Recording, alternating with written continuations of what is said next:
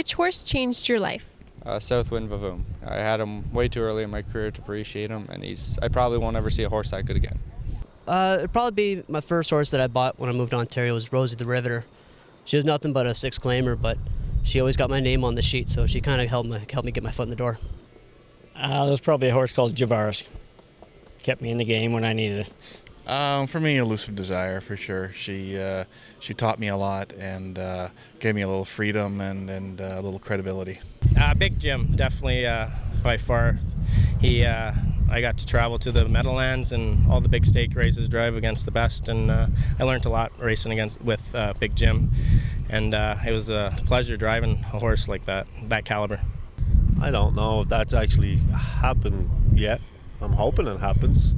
But I've been lucky enough, I would say, out of the frying pan. Myself and Meg owned her, and we bought her very cheap, and she was pretty good to us. So she won quite a few races and a bit of money, and I was lucky enough to own her for a bit. So There's a couple of nice horses that kind of started my career. Trail Boss, definitely one of them. When I was 18, won the Battle of Waterloo with them. And that was a big thrill back then. And Eric Cash Hanover, I got to follow him around for a couple of years, all the big dances, and going in 47, 48, like 3 or 4 years ago when I was only 21 and 22, so that was a big thrill for me too. Well, that would be Lady Dillinger. I always go back to her. She was a big shining moment earlier in my career, so Lady Dillinger. Hollywood Ham, because he was my first horse I ever owned and the reason I got my trainer's license and kind of the reason I'm in the business the way I am now. One horse that really, it showed me what it was like to sit behind a real good horse. I was kind of just starting to drive quite a bit, but it was just a training mile with Sunshine Beach. I always looked after him. I trained him down for my dad a lot.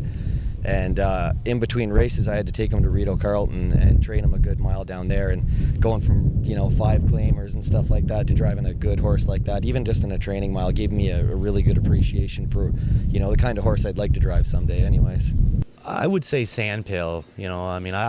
I've been lucky enough to drive so many good horses, but I would say Sandpail. People just seem to look at you a little bit different when he was able to compete at a high level for a long time, So I would say Sandpail. Well, it's probably most epic Colin back in the 70s, late 70s. I was just starting to drive, and we went on the road with him on all the New York Sire, and went into Cane Pace and Meadowland Pace, and drove in the first $1 million race ever. So he's probably the horse, yeah.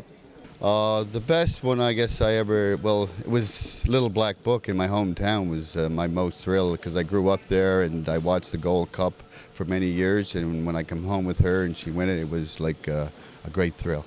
Oh, definitely the horse I have right now, Platoon Sealster. He raced last year in the Golds and did quite well for me, and I sent him to Florida, so I got to go see him a few times down there, and he got me in some bigger money races and pulled through for me when I needed him to. So yeah, definitely Platoon Sealster. Yeah, a horse by the name of Dr. NJ. He was, I was younger when I got him or whatever, but he made me probably over $100,000, and I only give $2,500 for him, so it was worth it. Probably a horse called Norwell Fame and Glory.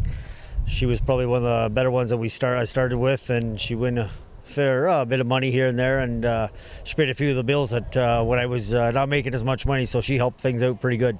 Brawny Wine, probably. She's just been there pretty well since I started driving, and she's still here today, and me and my dad went through a lot with her, so it's the main thing, probably her. Young horse I had when I was just a kid, Ham's Delight. She won a couple gold races and gave me some money to go buy some more, and kind of took off from there. I don't know. I'm going to have to say one of the first horses I ever drove was a Payson mare. I used to drive for Dave Fry. Astroline is her name. She ended up dying.